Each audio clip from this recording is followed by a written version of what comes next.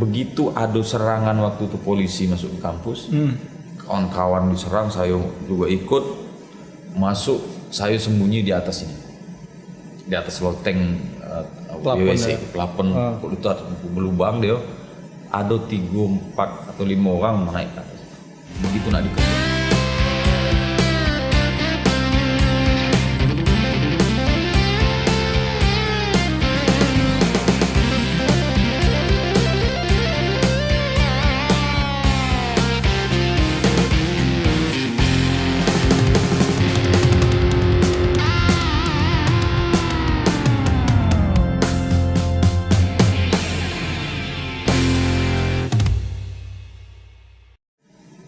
Oke, assalamualaikum bang. Waalaikumsalam. Jadi apa kabar sekarang nih bang? Kabo sehat luar biasa. Walafiat Nah, tapi batu-batu sedikit lah. Tapi kan batuk belum berarti COVID. Enggak, insyaallah enggak lah. Sekarang nih orang nih persepsi tuh gitu kan, sebatuk oh swab gini gitu kan. Ini panas dalam loh. Mas dalam biasa bang. Kesibukan bang. Jadi tanya nih, apa kesibukan abang sekarang nih? Saya ini pengangguran betul. Saya pengangguran nih. Ya pengangguran banyak acara lah gitu. Apa namanya? Sebagai seorang seniman yang bekerja tidak tetap gitu ya. Meskipun saya mengajar juga. Mengajar di UIN ya. UIN. Dosen luar biasa. Nah, di samping itu saya menulis, saya ngisi workshop macam ini. Nah, kadang-kadang nge-YouTube juga, ngikut-ngikut Anggia. YouTuber juga. Jadi Ica lah. Untuk kawan-kawan jangan lupa subscribe juga. Itu dia. Apa nama channelnya bang? Marhalim Zaini. Channel Bang Marhalim Zaini. Buat yang suka puisi, suka yang teater apa semuanya ada semua di situ bang ya. Insyaallah ada. Jadi awak tahu abang ni 2 tahun yang lalu lah tu bang ya? Ya lah. Workshop tu. Workshop sastra. Kan? Workshop sastra. Workshop sastra 2 tahun yang lalu. Awak searching tentang Bang Marhalim ya kan. Putra asli Bengkalis. Bengkalis. Asli Bengkalis bang ya. Yang telah menciptakan mengarang buku segitu banyaknya gitu bang. Main bang, berapa karya bang? 20, sekarang 28. 28 itu sendiri tuh? Sendiri.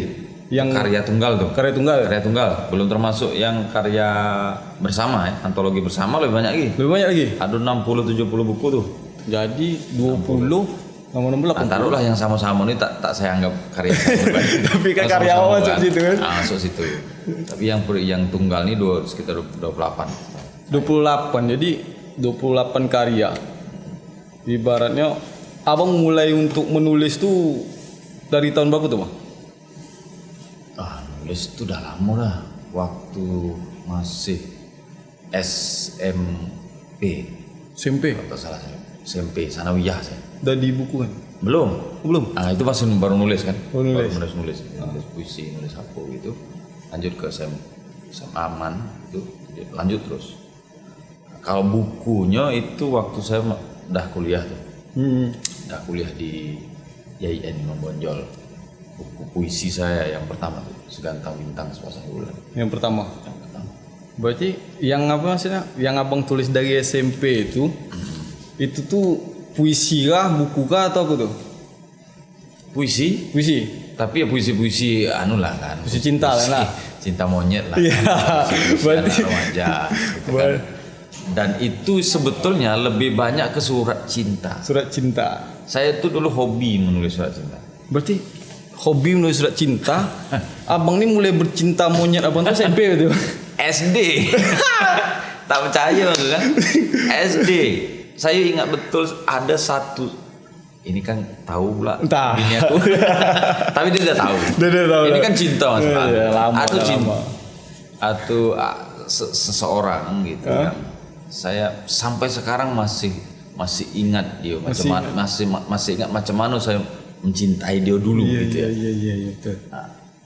Tak tahulah waktu itu perasaannya kalau masih diingat diingat masa lalu tuh masih terasa tuh gitu. Masih terasa maksudnya bukan sampai sekarang masih cinta. Itu kan udah ada laki bini segala macam kan. Nah, tapi masih terasa peristiwa itu. Nah, hobi, saya sebut hobi tadi. Hobi menulis surat itu hobi gini. Jadi saya tuh ada nampak budak cantik gitu. Saya buatlah surat gitu kan.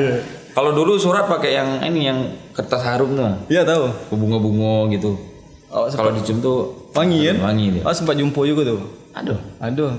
Zaman 90-an lah, 90-an. Aduh. Nah, itu pakai tulis tangan. Setiap udah aku kirim. Jadi semua cewek tuh. Makanya saya cakap hobi tadi. Oh iya, meskipun tak dibalas kadang. Oh gitu. Namanya apa? Yang membekas sama abang cerita tadi itu dibalas ya? Itu memang istilahnya pacaran pula. Pacaran monyet lah istilahnya. SD udah mulai pacaran ya. Jadi banyak juga. Jangan ditiru ya. Jangan ditiru ya. Itu SD awak dulu kalau SD itu masih main pagi lagi bang. Jumpa cewek takut itu. Abang SD dah itulah pacaran.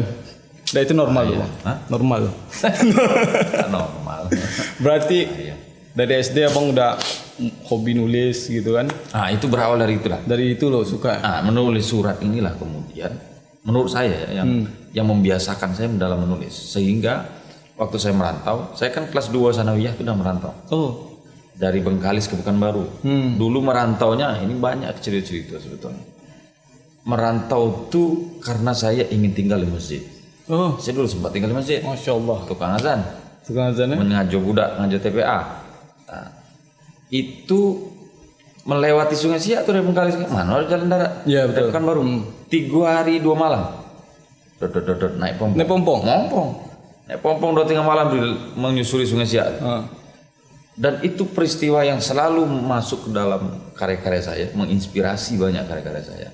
Aku terasa betul bahwa itu pengalaman batin saya.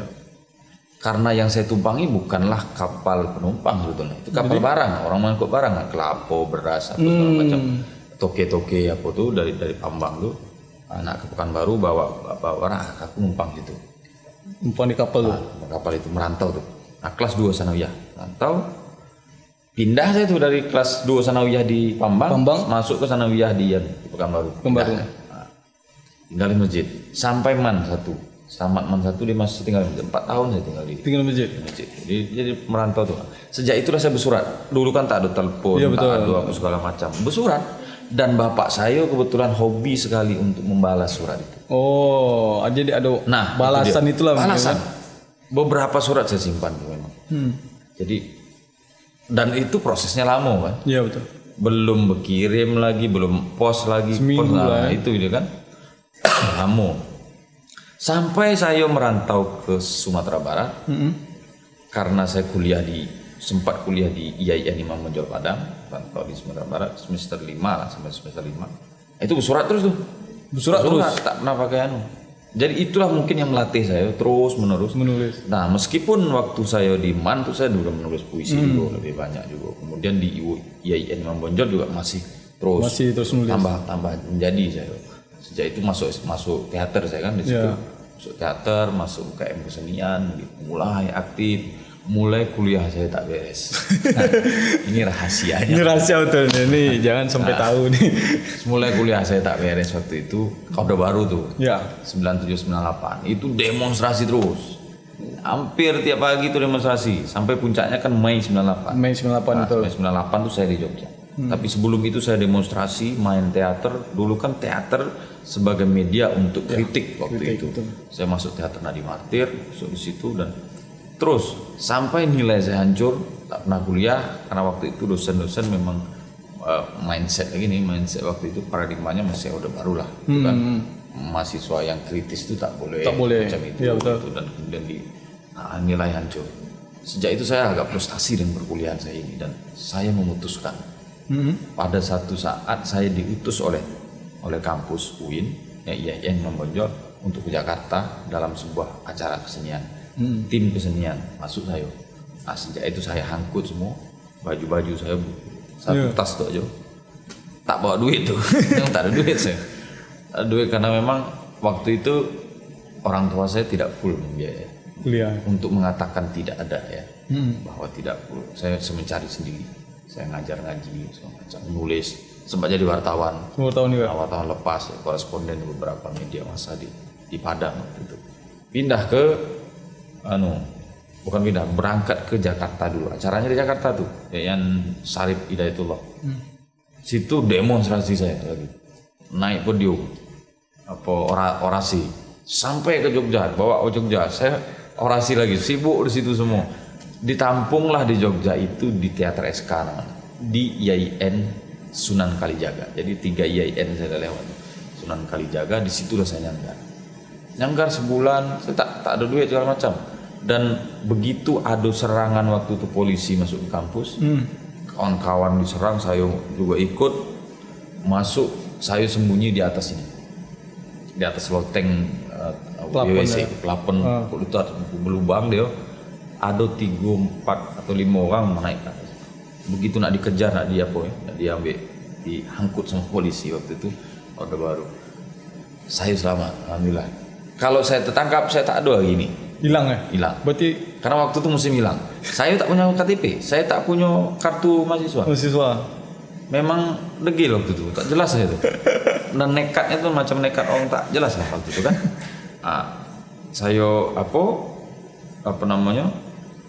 tidak punya identitas, saya tapi kemudian itu hikmahnya, saya terus menulis surat terus.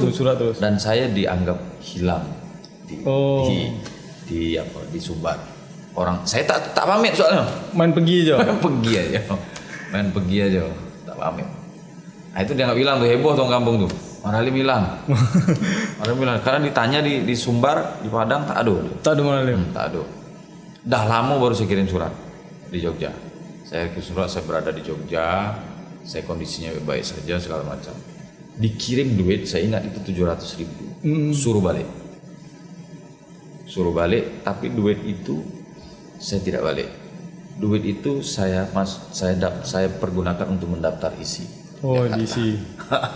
Itulah degilan saya. Mungkin untuk marah lah saat itu ya. Tapi itu jadi kisah sejarah.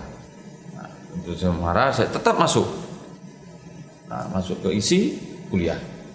Dapat beasiswa, sekarang saya serius kuliah, saya buktikan diri saya memang ingin betul kuliah. Akhirnya itulah isi sampai sekarang.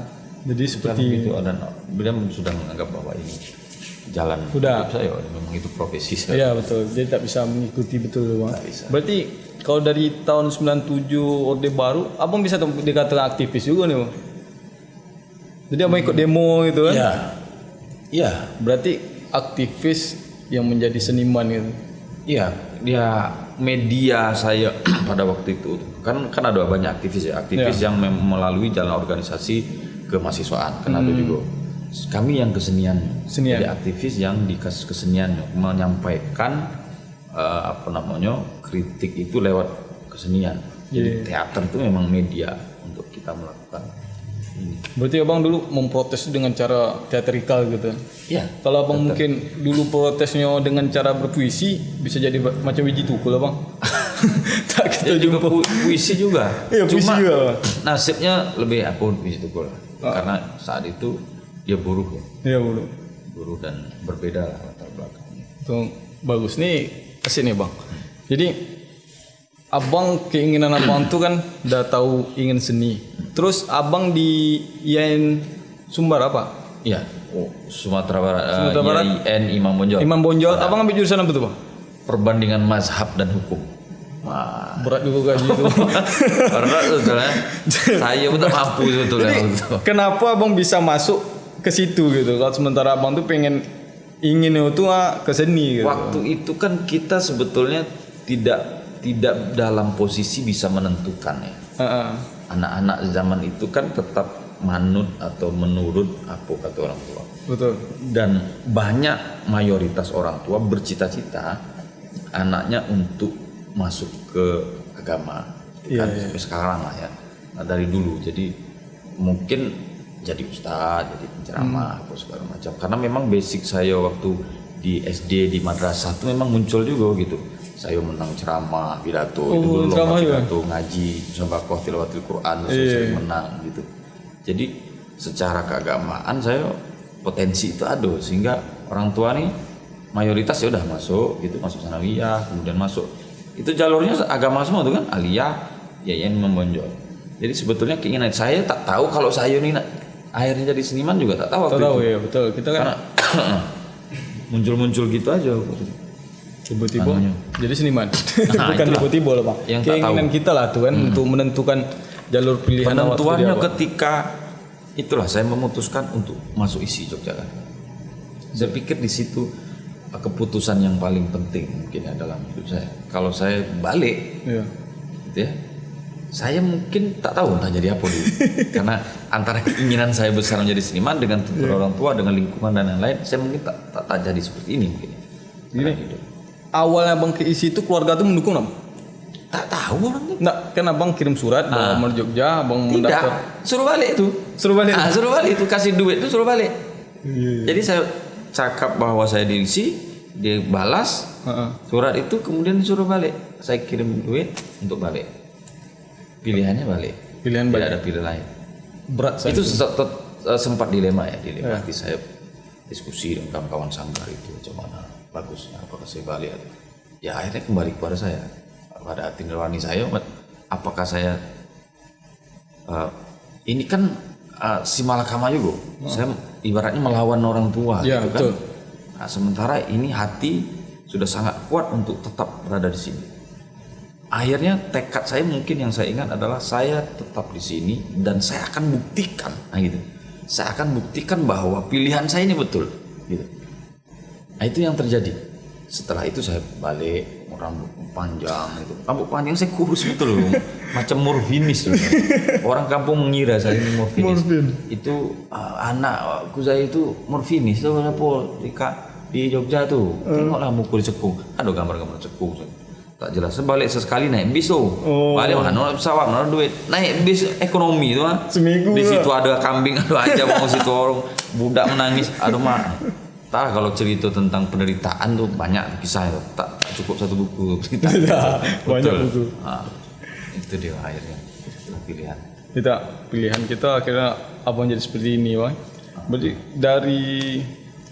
dari semua karya abang itu yang berkesan tuh kan pasti abang ada dapat sebuah penghargaan yang dapat itu. Apa yang penghargaan yang menurut abang tuh yang sangat berkesan yang pernah abang dapat? Apa ya? Banyak penghargaan. Menurut saya semua penghargaan memiliki kesan yang berbeda-beda ya. Jadi ada yang dari provinsi, misalnya dari Dewan Kesenian Riau. Saya diberi gelar seniman pemangku negeri itu kan dari Dewan Kesenian Riau. Nah itu cukup berkesan karena mungkin tidak terlepas juga dari hadiah yang saya terima gitu kan. Waktu itu 25 juta tuh. Lumayan lah itu kan. Nah, lumayan dan masa-masa saya seperti itu 5 juta. Kemudian terus saya cukup berkesan juga ketika saya mendapat anugerah Sagang. Untuk seniman budayawan pilihan itu.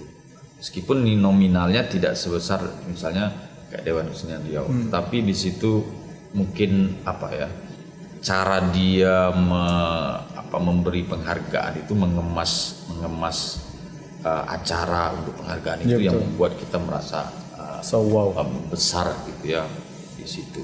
Dan kemudian yang saya ingat memang penghargaan yang dari kementerian yang cukup banyak juga untuk buku saya. Untuk buku. Semua rata-rata berkesan ya terutama berkesan karena hadiahnya.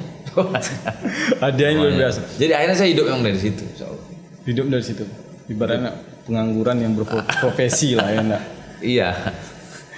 Jadi kan abang sudah sekian lama nih kan nulis puisi, teater gitu. Aku mau tanya cuman macam gini, Bang. Abang kan menulis buku tuh teater dan puisi. Yang style abang betul-betul itu teater kah apa puisi kah gitu, Bang? Yang lebih menjadi inilah style aku gitu. Dia bagi saya tuh sering saya bilang tuh sastra dan teater itu sebetulnya satu nyawa, dua tubuh. Ya. Teater satu, sastra satu, tapi sebetulnya bagi saya satu nyawa.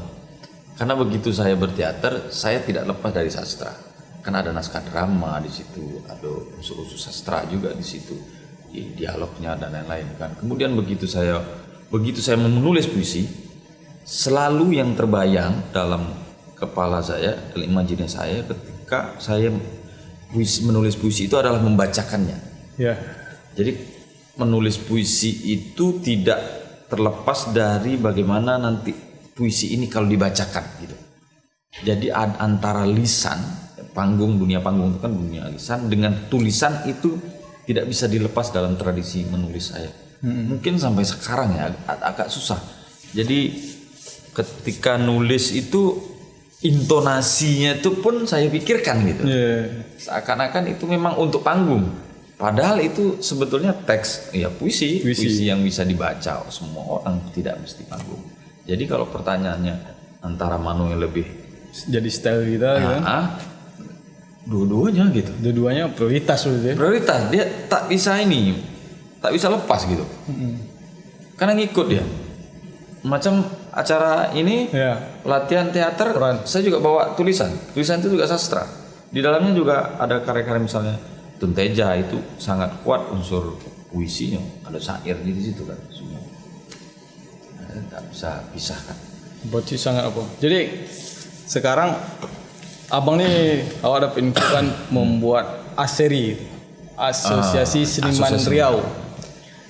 Bukan saya yang buat. Bukan sama-sama lah gitu kan. Jadi sedikit lah ingin tahu tujuan terbentuknya ASERI itu tuh apa tuh bang? Dan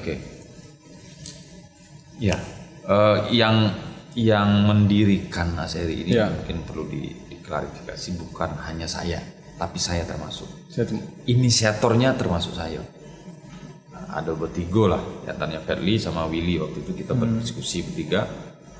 Kita menginisiasi untuk kemudian ada semacam wadah. Kemudian bergabunglah beberapa seniman yang lain. Ada Rino Dezapati, ada Aristofani, ada Furqan LW dari seni rupa, ada Bang Iwan Irawan dari tari, ada beberapa seniman yang lain. Gabung, kita diskusi begitu. Akhirnya kita sepakat untuk ayo kita buatlah semacam asosiasi. Gitu, perkumpulan lah gitu. Apa namanya, asosiasi bla bla bla, kemudian kita konsep bersama, akhirnya kita sepakat kita buat tim perumus yang itulah kita putuskan menjadi tim pendiri. Ada 7 orang termasuk saya di situ, 7 orang itu. Nah itu termasuk tim pendiri dan namanya disepakati sebagai ASERI, Asosiasi Seniman Riau. Kenapa seniman? Karena kita lebih ingin fokus kepada senimannya, pelakunya. Jadi bukan tidak mengurus karyanya ya. Karena selama ini yang karyanya memang sudah banyak yang ngurus gitu kan. Tetapi seniman ini banyak yang tidak diurus gitu. Diabaikan bahkan. Ini memprihatinkan karena realitanya banyak seniman-seniman gitu, seniman tua, maestro itu tidak terperhatikan.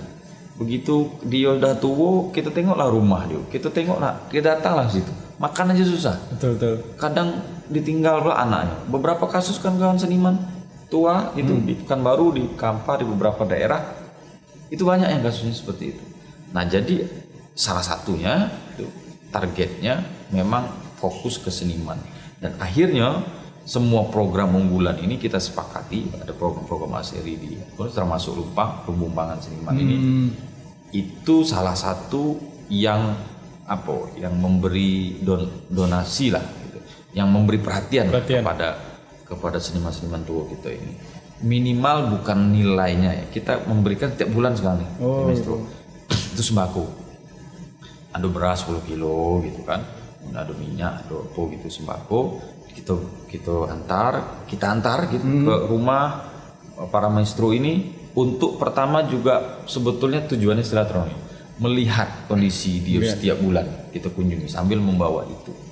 Dan itu alhamdulillah respon cukup baik. Respon baik itu dari seniman-seniman maestro ini dan merasa dihargai dia gitu, merasa sedih, banyak yang menangis gitu karena itu, dan kita pun merasa tambah semangat gitu mencari donasi karena ini sistemnya memang dari seniman-seniman, kita mencari donasi dan alhamdulillah banyak juga perusahaan gitu kita minta, nah, ini ada seniman maestro segini, nah, mereka berikan donasi. Berarti masih open donasi gitu. Open donasi terus sepanjang tahun. Jadi gitulah, berarti ASERI itu tuh untuk pelaku seniman. Berarti udah ada di setiap kabupaten bang? Alhamdulillah termasuk di siap. Berarti kalau kawan-kawan penonton awak nih mungkin yang ada ingin berdonasi ya, sama betul. Asri itu tujuannya itu kemana? Betul, itu bisa dicek di www.aseri.org. Ada di webnya. Ada di web. Ada di web itu ada kolom lumpang, itu bisa dicek di situ, donasi di situ ada nomor rekening, boleh berbentuk uang, boleh berbentuk barang. Kemarin ada yang 200 kilo beras gitu datang, tak masalah. Yang penting itu nanti juga akan bentuknya sembako. Uang itu akan diberikan sembako juga gitu kan. Nah, itu bisa lihat di dan laporannya ada di situ. Siapa yang nyumbang, siapa yang kita beri ada di situ. Fotonya juga ada di situ. Lengkap. Laporannya. Mungkin terakhir nih. Apa? Ini kita terakhir nih. Minta lah untuk misalnya yang nonton nih adik-adik awak nih yang ingin macam mana giat jadi penulis secara singkat lah. Supaya giat dia bisa menulis sebuah puisi kah ataupun drama ataupun naskah teater. Macam mana tuh, Bang? Oke. Yang perlu ditanamkan pertama adalah motivasi. Motivasi apa yang melatar belakangi dia untuk menulis. Kadang kan orang tak jelas nih motivasinya. Saya nulis aja lah gitu kan. Begitu dia selesai nulis, dah jenuh dia, bosan, tinggalkan itu. Itu kan hanya suka-suka gitu. Motivasinya tak jelas. Kalau misalnya motivasinya pertama diperkuat, menulis misalnya kalau kita mau bersepakat dengan Pramudia Anantatur misalnya, menulis adalah bekerja dalam keabadian. Kalau adik-adik atau kita semua ingin abadi dalam nama kita dikenal orang, pikiran kita dibaca orang dengan menulis. Karena menulis akan sampai pada kita, pada generasi setelah kita. Betul. Dan itu dalam bentuk buku misalnya kan, itu akan sampai. Kalau kita tidak menulis, kalau Raja Ali Haji misalnya tidak menulis, orang mungkin tidak tahu. Tidak tahu siapa Raja Ali Haji. Tidak tahu apa itu Gurindam 12. Betul. Sampai sekarang orang masih populer, masih memakai nilai-nilai Gurindam 12 itu dalam kehidupan dia gitu kan. Itu terus mengalir kan itu. Pahala Raja Ali Haji kemudian memberi inspirasi, memberi gagasan, memberi pikiran. Jadi motivasinya apa? Kalau misalnya kita kuat di motivasi dalam melakukan sesuatu, itu akan jadi dia. Jadi menulislah menurut saya. Dalam semua orang boleh menulis dalam bentuk apapun, tidak mesti sastra sebetulnya. Iya, betul. Tidak mesti sastra. Jadi menulis kemudian dalam bentuk buku. Menulis itu membuat sesuatu yang tidak yang cair menjadi padat, sesuatu yang tidak ada menjadi abadi gitu. Bisa diabadikan. Jadi kalau mau jadi penulis janganlah berhenti untuk menulis. Oh ya, ya kan? Itu prosesnya terus gitu. Menulis terus. Oke, Bang. Tidak bisa cukup sekali. Mungkin kalau kita lanjutkan nih sampai jam 12 pun masih seru gitu. Asal kopinya tuh, kopi datang gitu. Ini kopi pun datang gitu. Terima kasih Bang Manalim. Oke. Mungkin lain waktu akan kita ulang lagi, Bang. Siap. Okay. Episode kedua. Part 2. Part 2. Siap. Assalamualaikum warahmatullahi wabarakatuh.